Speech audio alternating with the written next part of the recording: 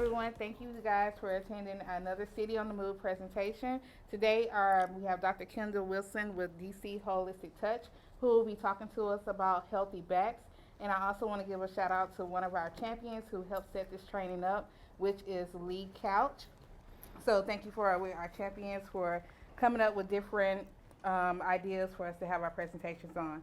If you have any questions, please make sure you ask those. And once again, Mr. Dr. Kendall Wilson, sorry, Right. with Holistic Touch. Thank you. Hi, I'm Dr. Wilson, and I want to first say thank you guys for coming and taking your time to spend lunch with us. First and foremost, let me say this. My buddy, my good friend, Mr. Lee Couch, y'all aren't going to believe this. Mr. Couch was the fastest running back that I believe Pine Bluff had ever seen. And he came out of Michigan, and I was like, who is this little chubby guy? That joker turned and hit that end. I was like, where'd he go? I mean, seriously. But anyway, good to see you. Healthy eating is the key, right? And when people walk in my office, oh, I'm sorry, let me stop here. Let me introduce the people that make me who I am, okay? I'm gonna start up to the left. Miss Taisha, if you guys haven't taken the opportunity, I want y'all to take the time to enjoy this little free sample she's gonna give you. But I know she looks little, but I'm telling you, it'll be something like you've never experienced. So this is Mrs. Taisha. Carla, it runs our front desk. She keeps all of our scheduling together, make sure everybody's where they're supposed to be all the time. And then the brains behind the operation is Miss J, and I just do what she says. So they just push me out there and say go. But anyways, but healthy eating. Now this is not it. Let me be clear. All right, I just had to have something to get you guys in here. All right, so that's not it. But the big thing, I did a presentation some years ago with the city of North Little Rock. And it was called the minivan Corvette syndrome. Anybody ever heard of that? All right, minivan Corvette syndrome. Now what that is when you were in college, late high school, early after college, dating, you was a Corvette. All right, you were sleek, aerodynamic. I mean, you stop on a dime, right? But then you find the love of your life, or kids happen, life happens, job happens, stress happens, and we add a little bit of poundage to our Corvette. And we continue to add, and we continue to add, and we continue to add until our Corvette is now the size and weight of a minivan. Now, the struts are still the same, the braking system is still the same, the tires are still the same. The only thing that's different is the weight. Now, if you take a minivan and put it on a Corvette frame and drive it around like it's still a Corvette, do you think that those brakes are going to wear out a little faster? Those shocks are going to be a little less absorbent? Everything is going to last a little less longer than what it did because it's not designed to carry that type of weight. Okay? So, back pain. Here we go. I went to a seminar years ago. And it was so funny because I love when people make things so obvious to you because you're getting ready to ask a question and they just say, hold your questions. And then before long, you put your hand down because you already understand. So we walk in this seminar. Guy says, okay, gentlemen, ladies and gentlemen, take this vest. And it was a 20-pound vest, sand vest. Put it on. All right. And so, no explanation. Just put it down, have a seat. And we all sat down. And of course, one guy says, no, sir, no questions. Just hold your questions, and then we'll have an opportunity for you to ask. Okay, guys, we have a couple of team building exercises we have to do. First, I want you to go over, we're going to play, what's the game where you stack the blocks and you have to pull them and that. So we went over, we played this, but we got these 20-pound sacks or vests on. So everybody, oh gosh. Oh. So we sit down. And he's talking, and people are raising their hands. They want to know how long we have to keep them on. He's like, no questions, just hold it. And the next one, we had to put together a small puzzle, just like a little kiddie puzzle. Everybody goes up, standing around at the table. It's like 4 of us in a group, and we put the puzzle together. It takes 5 minutes, and then we go sit down. Now we've had these vests on for almost 20 minutes now, and everybody's like, "Oh my God, these are so heavy." And then we did one more exercise, took about 5 minutes. So inadvertently we had the vest on for about 25 minutes. Everybody's raising their hand and one, Finally the guy says, okay, take the vest off. And everybody's like, oh gosh, oh thank goodness. And he says, sir, do you have a question? He's like, I was just wondering how long we're gonna have these vests on. He said, well, you don't have them on anymore. He's like, yeah, that's true. He said, but look at this though. You guys have 25 pounds on, and you're acting like somebody just dropped a bag of bricks in your plate. And the good part is, you could take it off. What if you can't? When a person's carrying every extra 25, 35 pounds, they can't take it off. I mean, they can, but not take it off like that. All right. So we were like, wow. So he says, this is what your patients are dealing with every single day. They're waking up, they're going to the shower, they're doing it every day, they're picking up kids, they're doing this, they're doing that, with this vest on, pretty much, every single day of their lives. So do you wonder why that 60%, 62% of all medical visits are for back pain? 62, right? I mean, that means almost, they say that, the stats say that 7 out of every 10 visits to a primary care doctor is for some musculoskeletal dysfunction. Shoulder, back, knee, something like that. Okay? Now,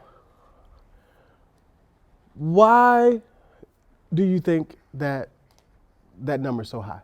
Anybody? Because it supports the entire system. What do you mean? What's?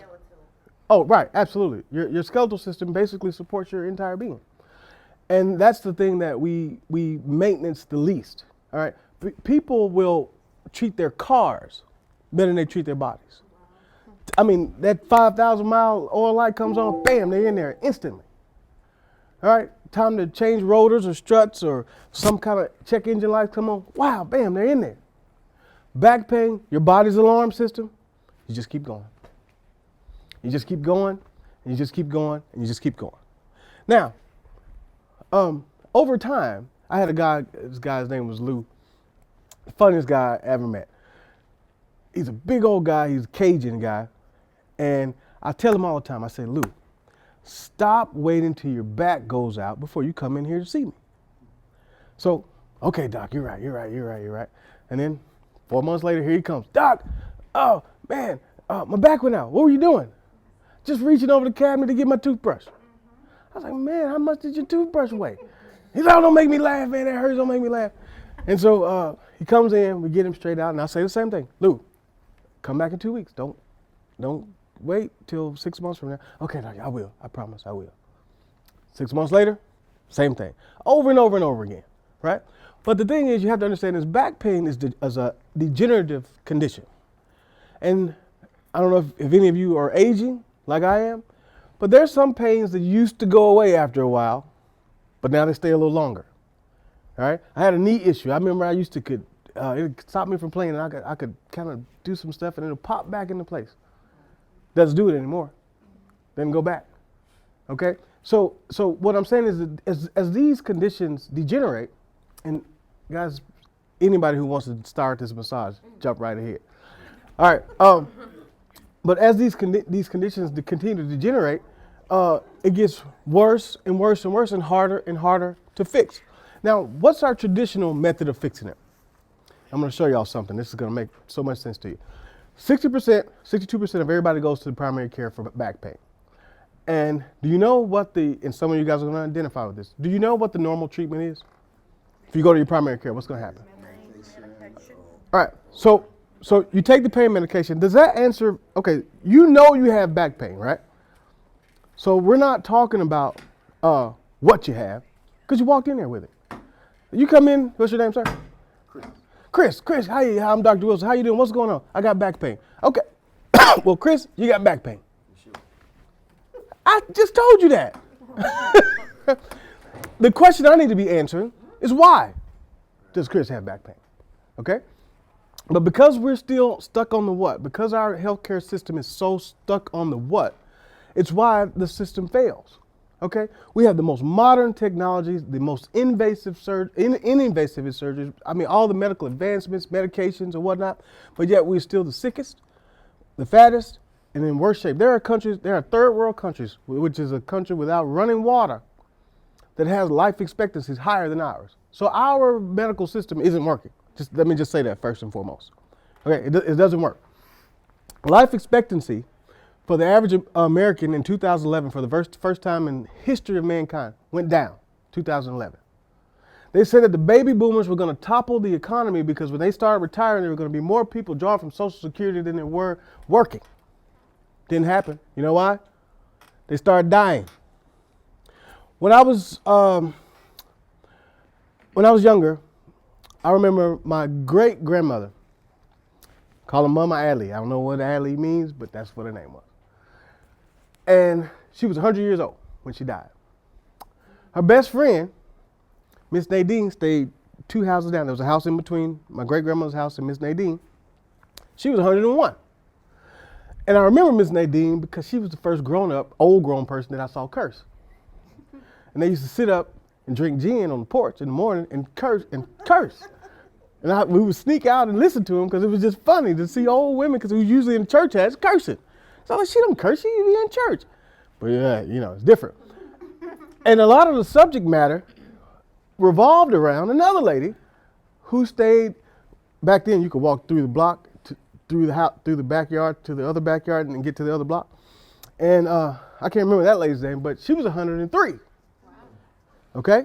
And my great grandmother didn't like her. I think it was some guy somewhere way back in the day. So that might have been the subject of a lot of the cursing. But the point is that there were 3 people on the same block, 100 plus. Wow. How many of you know any cancer survivors? My mother's a cancer survivor. My grandmother was a cancer survivor. My uncle's a cancer survivor. My aunt recently diagnosed with cancer. Many people know cancer survivors. How many people know anybody over 100 personally? I knew 3 growing up. You know one? That's about the rate of it. Very few people know. I have a line brother that has a great grandmother that I saw on Facebook who turned 100. But that's all I know. Ridiculous. People are checking out of here 70, 72, 75. Too early. Here's why. The same thing that we just talked about. You walk into that medical office, got back pain. All right, take this. Doc, that didn't work. Need something a little stronger. And it's almost like they take a class, like a theatrical class, to make this face like they really don't want to give you this pain medication. So you go in and they say, okay, you took the first one, that didn't work. I'm going to give you a little something a little stronger. And you take that thing that's a little stronger, and it works for a little bit. You say, oh, that worked, but I need more. So then the doctor says, look, I don't really like getting into these opioids and things like that, but I'm going to give you this, but we can't take it for a long period of time. So you take your hydrocodone or your oxycodone or whatever with a limited prescription, and you say, well, yeah, no pain at all. Well, of course you don't have any pain because you're high, right? Now, you can't stay high all the time. You got to go to work. You got kids. You got stuff to do. So you got to stay awake. So now you say, well, I'll tell you what, I can't do that.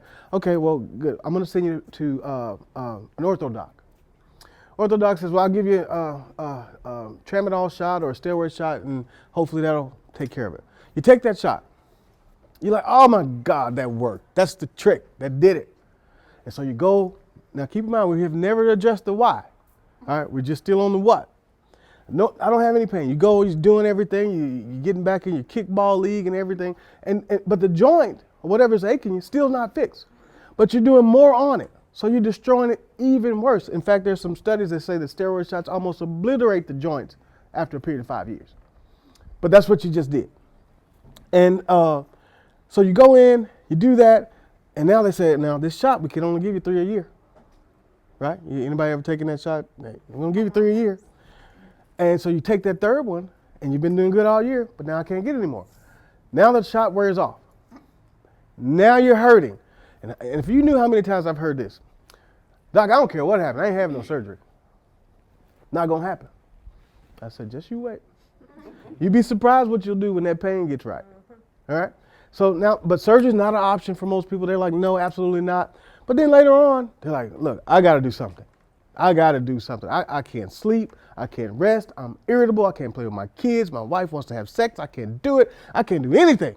I got to do something. And now surgery comes on the table. All right? Now, what if 2 years back, you have back pain, and instead of us throwing a bunch of pills at it, you come see me or a person that's in my discipline. And they say, okay, you got back pain. Let's see what's going on here. And they look at it and they figure out this could be a foot thing, could be a back thing, could be a weight thing, could be arches, could be pelvic unleveling, could be, there's a million things that it could be. But let's fix that thing first. And then watch the pain dissipate. Not throw medicine at it and let the pain get to an unbearable point and then start trying to seriously fix it. See, we do it backwards, right? Now, there are probably 111 chiropractors in the state of Arkansas, okay? Arkansas has a couple million people right at it. When surveys are done, only about 10% of Arkansas people or population of Arkansas sees chiropractors for treatment. All right, very low. Now, what's the percentage of Arkansas people with back pain? 80% that have had back pain. Now, do you want to know why that number is a little higher than the 70% that it normally is? In most states, the average is about 70% of all Americans that go to doctors. They've gone to a doctor at some point within a year. 70% for back pain. It's 80 in Arkansas. Anybody? Because we're obese. See? That's what it is. There's only a couple of states that are fatter than us. All right? Obviously, Louisiana and Mississippi. All right? Now, what? Well, and I'm glad you said that. I'm glad you said that. She said, I don't know if you heard her, but she said it's the good food. Now, let me show you something. I'm going to show you something. People will get offended if they go and spend 3 or 4 hours cooking chitlins and all these, and then you come over and don't eat it. Oh, man, you talk about not being invited back to the family reunion. It's not happening. So it's almost a cultural thing that we have to go and eat all these trash meals. I remember when I was growing up, I stayed with my aunt, and I remember this like it was slow motion.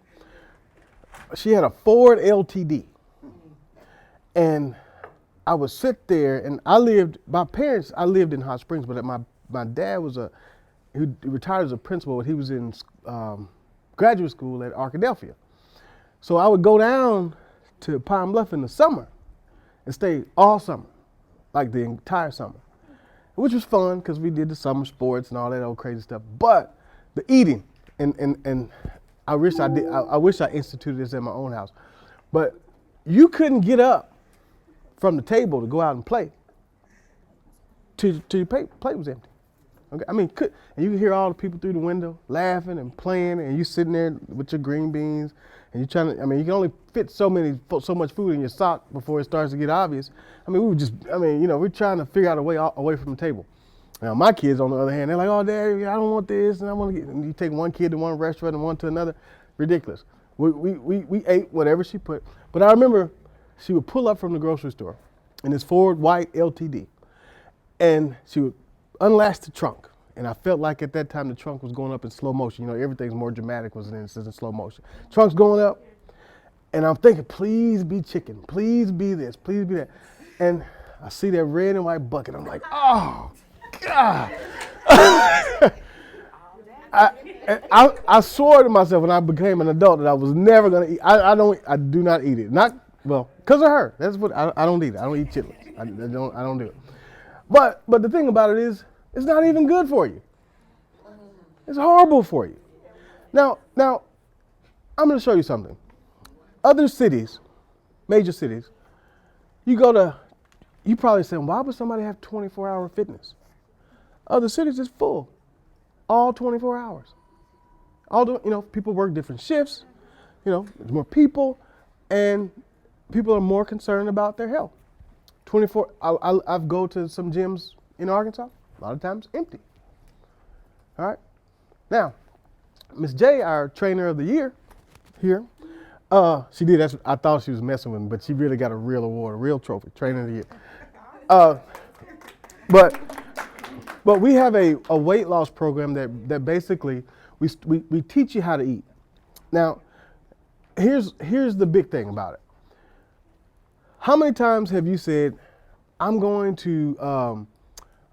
to get it together. This is my year, 2019. All right. You go to Target, Ross, Walmart, wherever, you buy 5 or 6 leotard outfits, headbands, wristbands, the whole 9 yards. Waist trainer, you got it. You go in the gym and you go 3 days a week for a month. And you're like, oh man, and then you go a month later and you go jump on the scale, you lost 2 pounds. It's disheartening, isn't it? You're like, what am I doing this for? But see, the problem is you're not winning the battle at the table. So you're doing it in the wrong order, okay?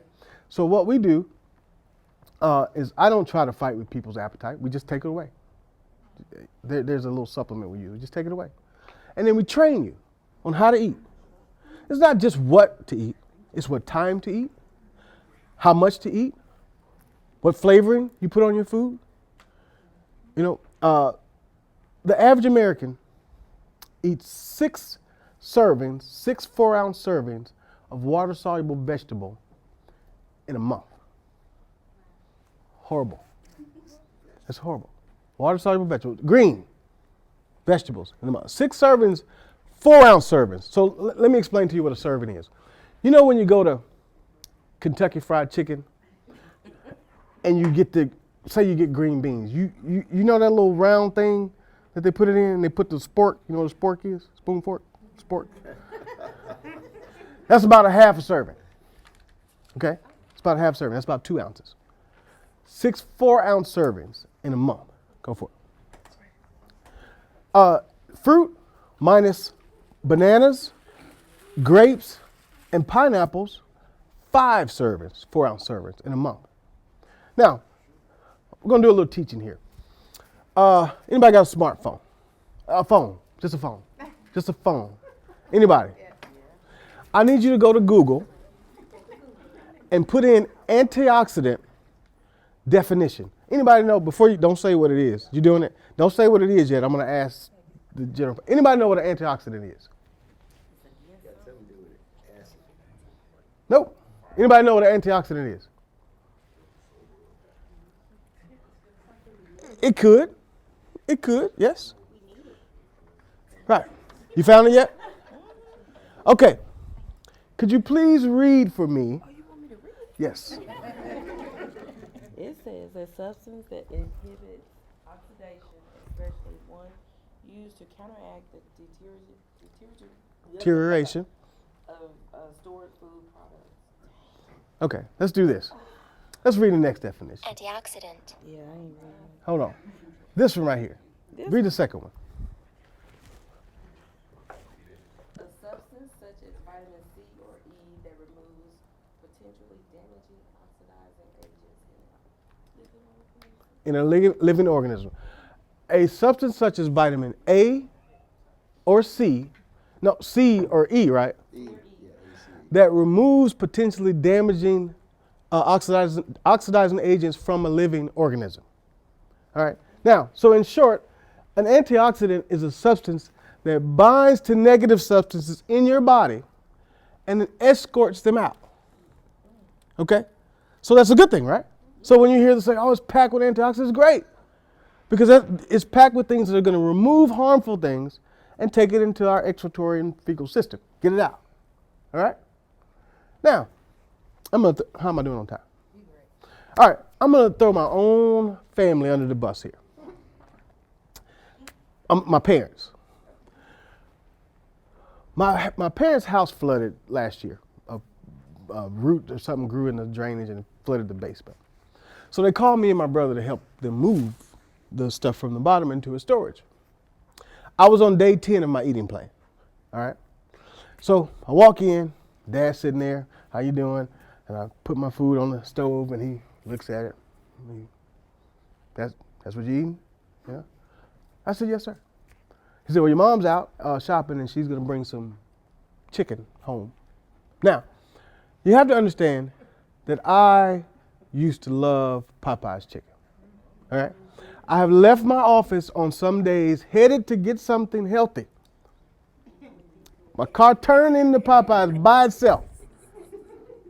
And I got a 3-piece spicy red beans and rice. And I said to myself, I'm going to do better tomorrow. Right. But how many of us say I'm going to do better tomorrow? I'm going to do, not today, tomorrow. So my parents, I said it to say my parents know where my weaknesses are. Because they raised me. They're part of the reason why I eat or ate the way that I ate. Now, I said, no, thank you, sir. I'm good. He said, you sure? He calls my mom and said, go ahead and get some extra because he ain't getting none of mine. So there was more. There was plenty to go around. All right. My brother's eating. I'm eating on my plan.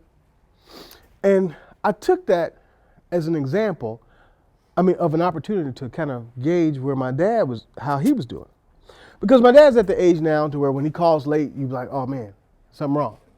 All right, so you want to rush to the phone. And I called him back, hey, you all right? Yeah, I was just hollering at you. I'm like, oh man, So now keep in mind he's 38 pounds lighter because he made some very serious changes. But I watched what he ate.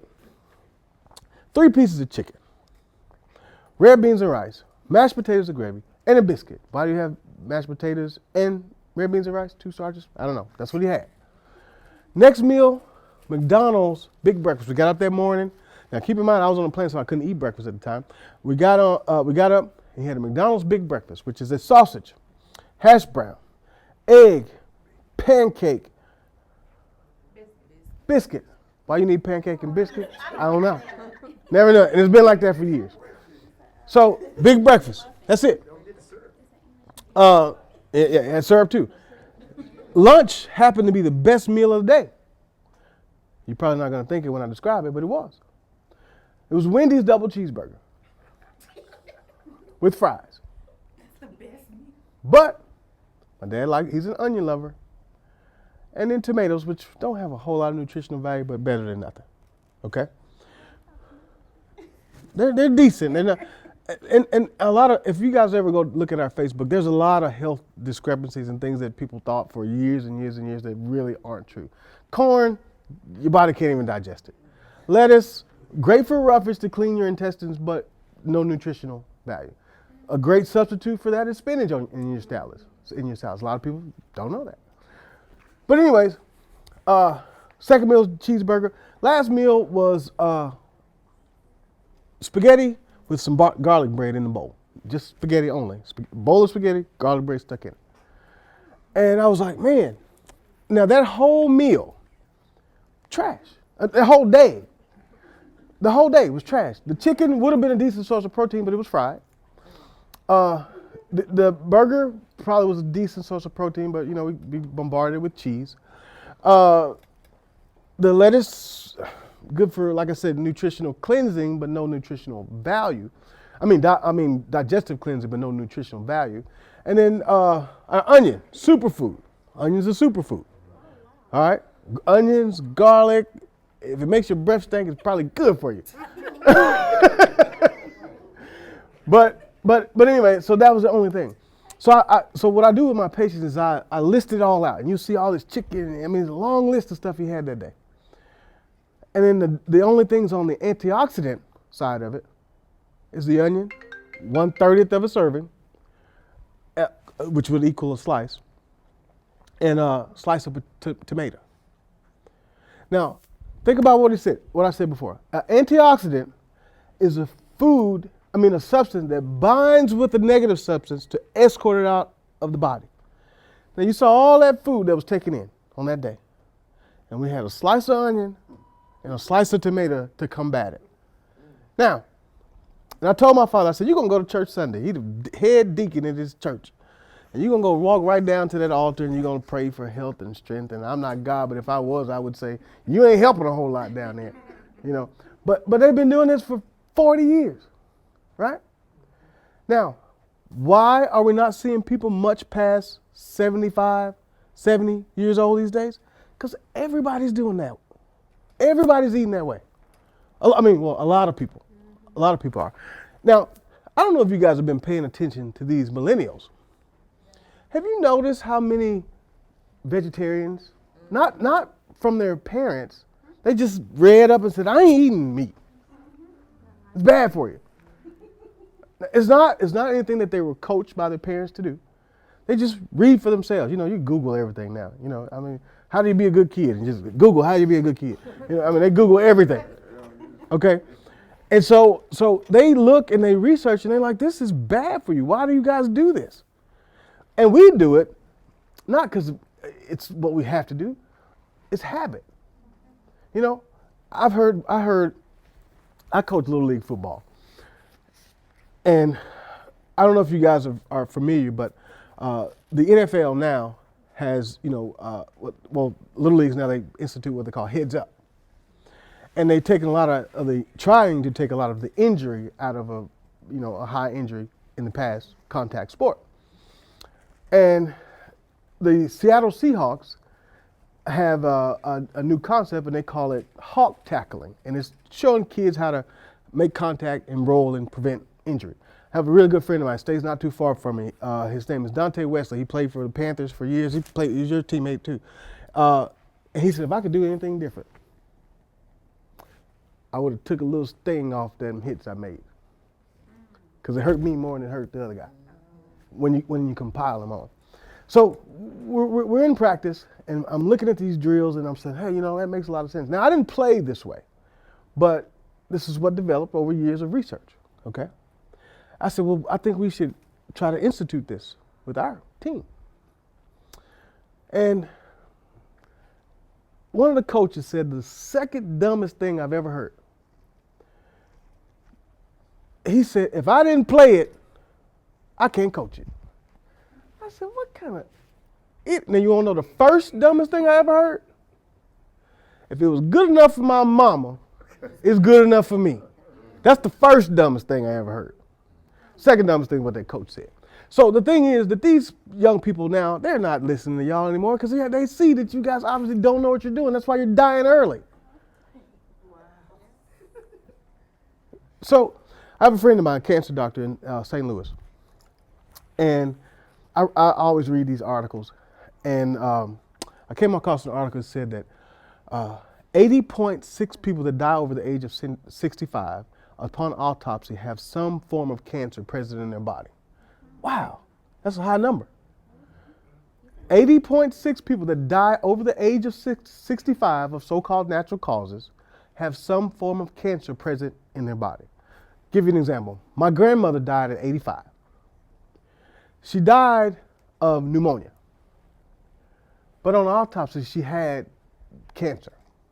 Not bad enough to be treated. It wasn't the overwhelming thing, but she had cancer present. That's what I'm saying. On autopsy, you could die of heart attack. But on autopsy, they may find some cancer. Now, the reason that I see some of the puzzled look on your face is because sometimes people don't understand what cancer really is. I'm going to give you the definition. A cancer is a cell. This is my kid's definition. When I go talk to my little kiddos, I say, a cancer is a cell that's multiplying out of control. Okay? That's what it is.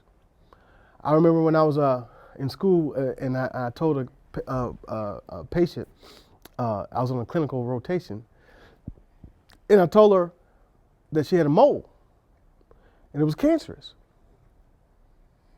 It is. A mole is a form of skin cancer. It's not malignant. It doesn't cause a lot of problems, but it's cancer. It's a skin cell that is multiplied outside of its genetic sequence. All right? Millions of us have it, non-harmful. Okay? But the fact that cancer is such a taboo word these days that they was like, you can't say that. I was like, but it is. They was like, I know, but you can't say it. But I was like, but it is. It's like, it's time for you to go. Okay. But anyway, but it's a cell multiplying out of control. Now, when you remember our definition, our antioxidant definition? Antioxidants basically bind with free radicals to escort the trash out of your body. But when we put as few antioxidants in our bodies as most of us do, there's so many free radicals that are always roaming around. Okay? And those free radicals can really bombard our body and throw off our body's ability to follow its own genetic sequence. Thus, the high incidence of cancer.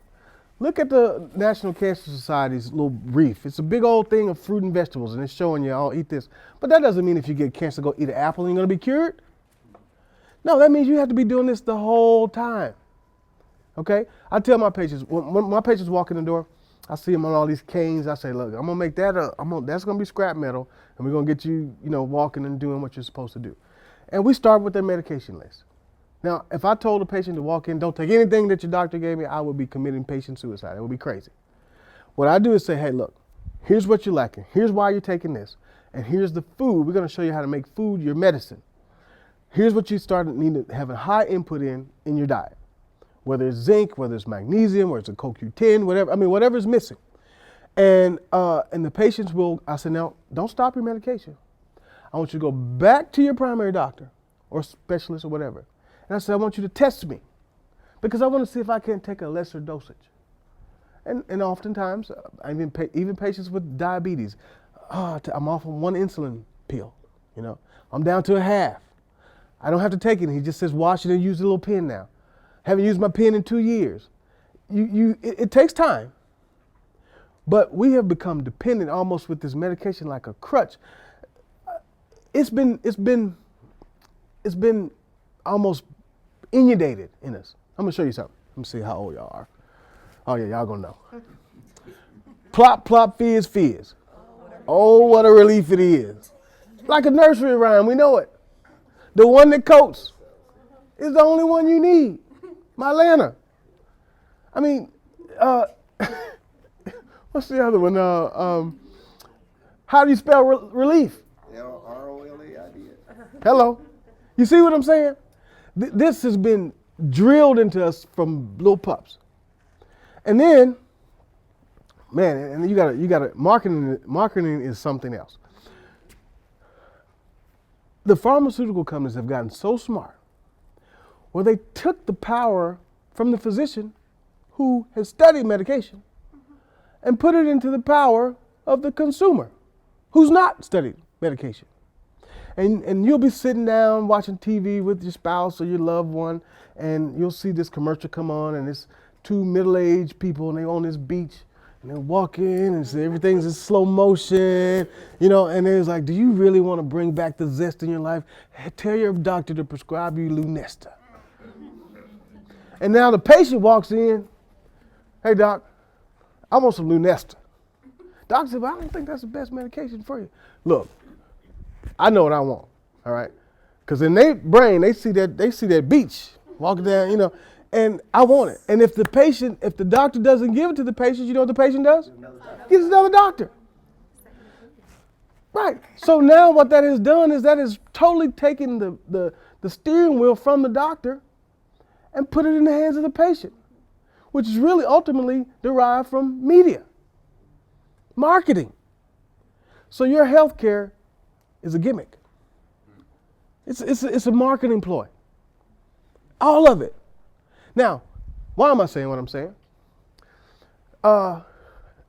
You guys remember not too long ago, this famous doctor that who so-called had the cure for AIDS? All right? Sevic, right. So if something happens to me, you know what happened. All right? But basically, there are a lot of chronic conditions that there are ways around it. The difference is it doesn't make Johnson & Johnson, Merck Laboratories, a whole lot of money. There's a treatment that we do called decompression therapy for herniated disc. Now, decompression therapy has been around a long time. It's been helpful a long time. There's even guys that go on TV with the inversion tables, which is the same concept of creating decreasing axial loading on the spine to allow for the body to heal.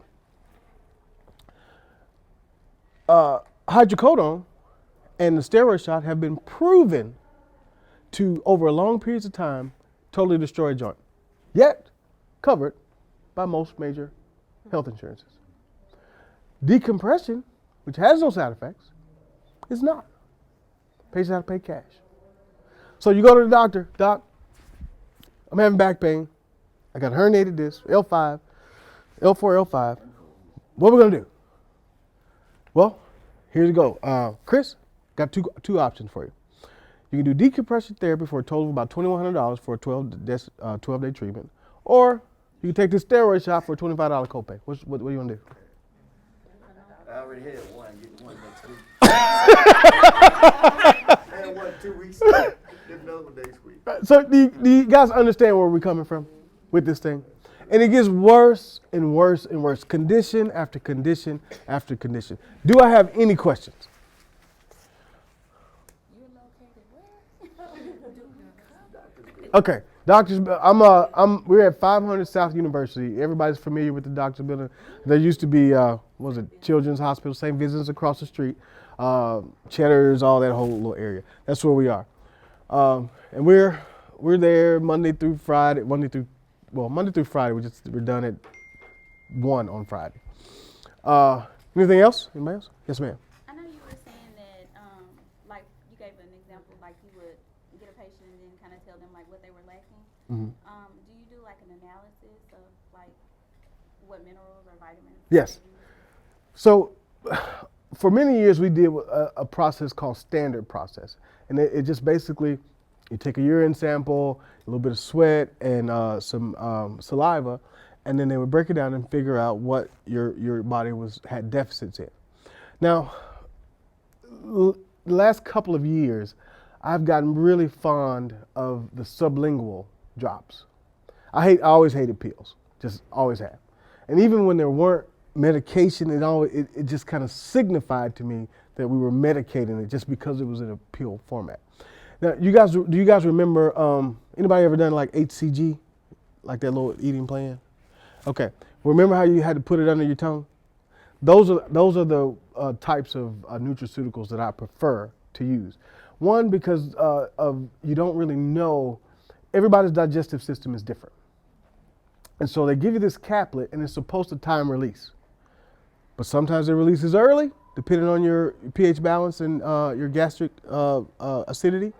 Sometimes it releases later. So it's really not an accurate science of when that tablet is really going to release that medication. So to me, it's an inexact science. The sublingual droplet, on the other hand, I think has it's a little more directed as far as its application is concerned. Answer your question? Yes. Okay, but urine analysis and saliva analysis is how we figure it. Like some people, like, you know, in a spot that's not easily detectable, they might take like a little piece of like a little patch of your hair and kind of do an analysis based on that. Well, you can do that. I don't do that personally, but I have heard of it though. Okay. Yeah. Anybody else? Do you have cards? Normally, I do. Okay. But what you can do is just go on Facebook or just Holistic Touch, and nowadays you can everything pops up. All right. I have a question. Or Google, whatever. So why is this type of remedy not covered by most insurance plans? Because it doesn't make money. My grandfather said this a long time ago. If you see something that doesn't make sense, follow the money. It's a reason why it's being done. All right? So think about this. If I came in to my doctor, I got to tell you this story. This is funny. It's funny. It just reminded me. My first year in practice, 2005 in Little Rock. I came to Little Rock. I was in North Little Rock. And my little practice coach, he said, listen, you're going to Arkansas. Are you sure you want to go to Arkansas? I said, yeah, I'm from there. He said, listen, a lot of times, I'm not saying that you're not good, doc, but sometimes you have to go where people's health IQ is where they can receive you. I said, I get that. I get that. I said, well, let me tell you something. I thought I was so smart. I mean, I am kind of smart, but I was like, yeah, I get that. But if nobody's there telling them, I got a wide open market. He was like, good way to look at it. All right. So I come down, and here's what I did. I went to every major primary doctor I could think of that I knew. I just asked a couple of dentists of mine, some of my fraternity brothers, hey, who's what? They told me where to go. And the coaches said, don't try to explain chiropractic, the adjustment, the whole long term, all the examples. Don't do it. Don't do it. They'll never get it. And there was only, and when I walked into these doctors' offices, I'd say, I'm a chiropractor. It was like, oh, they're familiar. I'm familiar with that. I'm familiar with that, right? When really, there weren't very many. And there was only one who was older, who actually was honest about it. Dr. Harold Betton. He was an older doctor then. He's an older doctor now. And he said, I'm gonna be honest with you, I don't know what you do. I said, you're probably the most honest person I met. Because everybody else was like, oh yeah, I'm familiar. And honestly, in a lot of the medical schools, they teach the younger medical students about some of the ancillary services that are available, because a lot of times they had no knowledge of it. So the doctor says, so I go to the doctors and I say, look, based off my coaching, I said, give me all the patients, because you probably don't know who to send to me. You're probably saying, well, this patient has neck pain, but I don't want you snapping them or cracking. I don't adjust to every one of my patients. I have a very varied technique, but I don't expect for another doctor to know everything I do. So I just went general. Give me all the patients that you think are going to have surgery. Blanket, covered. That's it. Just send me surgical candidates, people that you're going to have surgery within a year. And they said, okay, simple enough. Because they always come in and complaining, want pain meds and this and that. Okay, no problem. You know how many they sent? 206. 206 patients that had surgical prognoses. You know how many had surgery after I treated them for a year? 26. So I go back like, hey, I'm the man. Then the next year, those same doctors sent 25. So I'm going to the doctor, hey, what's up, man? You sent me like 40 patients last year. So finally, one guy, I won't call his name, he said, young brother, come here, sit down. There's some things you don't understand. And he said, I'm a primary, I'm first line of defense, but we have rehab specialists that we have to take care of. We have orthopedists that we deal with. So what you have to understand is that we all are working together. So I said, oh, I get it now. I get it. And from that day forward, I've never been to another medical office and asked for a referral. Never since.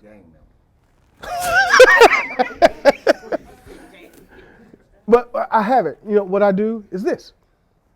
Every Monday I go to a public school in the city of Little Rock and I take them to lunch. And we talk about health. We talk about back pain, kids, all kinds of stuff. And the reason I choose schools is because that's where the kids are going to get the information. So if the teachers don't know, how the heck is the kids are going to know? Now, let me go back to one other thing. My buddy in St. Louis, I said 80.6 people have some form of cancer when they die, over 65.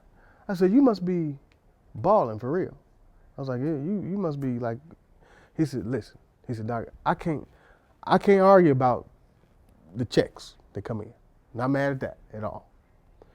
But he said, but you got to understand that you don't treat people in the stages of health crisis where I do. You treat them when they're first having issues. I treat them, and I know that maybe next week you might not be here. I have to sit in and I listen to a mother scream like somebody's cutting her leg off because her daughter didn't make it out of surgery. Day in and day out. It's bad when they got this beautiful office and you can see the parking lot from the foyer. And he said it's bad when I see a mother and daughter getting out of the car, and I'm saying to myself, please be the mother. You know, I don't want it to be either one of them, but hopefully it's not the child. It's bad when you're scheduling a chemo and radiation treatment between a prom and a graduation. You understand what I'm saying? He was like, that's the hard part of this. And the thing about it is, I don't know what's wrong with y'all, but more of you guys need to be preaching what you're preaching. Because the reason for this is because the average person eats 6 servings of fruits and 7 servings per vegetable in 30 days' time. That's why my job is so hard. You understand what I'm saying? So the thing is, there was well, think about this. If you're a senior, graduating, and you're having chemotherapy, all right? Well, let's fast forward to 5 years. Now you're 24, 23. And now you're going to have a kid. Or most people, 23, 24, 25-ish. Now, you got an itty bitty that has no chance of eating because mom never knew. Grandma, who's 55, is the one that taught 25-year-old how to eat horribly. And 75-year-old grandmother may or may not be here. Whole generation lost. Nobody knows how to eat. 4 generations. And it's getting worse. It's getting worse. So my effort is to charge you with, I mean, if you have back pain needs, call us, sure. We'd love to help you. But my bigger calling is you have to be a bit more health conscious. You can't walk around talking about if it was good enough for my mom, it was good enough for me. No. You have to read it for yourself. You have to take your own accountability. It's your responsibility. And your children, let me see who. You the younger person in this room? You are?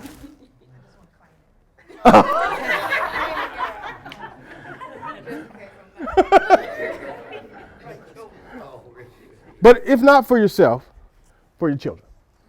All right? When we get people done with our eating programs, you know, I tell them that you ought to be a walking, talking classroom. Your kids should be following you around in the grocery store saying, oh no, we don't shop over here, we shop over here.